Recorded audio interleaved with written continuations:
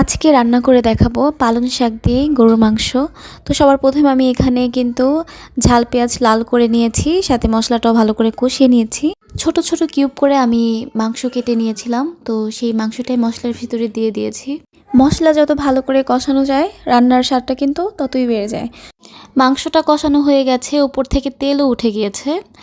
আর আমি এখন এই শাকটা দিয়ে দিচ্ছি উপর থেকে। আমি এই শাক কিন্তু আগেই কেটে ভালো করে ধুয়ে রেখে দিয়েছিলাম, তো সেটাই দিয়ে দিচ্ছি। আর এই পালং শাকটা কিন্তু গরুর মাংস দিয়ে খেতে অনেক বেশি ভালো লাগে। আমার মা আগে রান্না করতো, তার কাছ থেকে আমি শিখেছি, আজ আমি নিজেও রান্না করে নিলাম।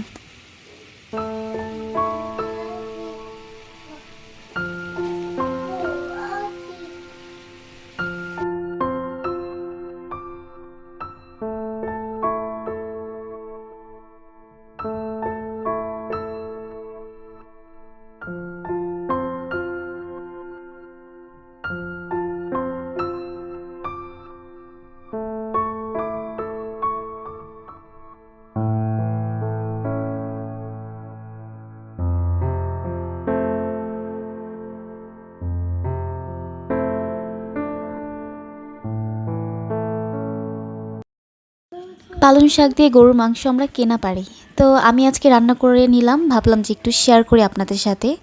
তো আর কি, এটা দেখতে যতটা মজা হয়েছে খেতে কিন্তু আরও বেশি মজা হয়েছিল। এর মতো ভিডিওটা আমি এখানেই শেষ করছি। যদি ভালো লেগে থাকে তো পাশেই থেকেন। আজকের মতো এখানেই বিদায় নিচ্ছি, টাটা।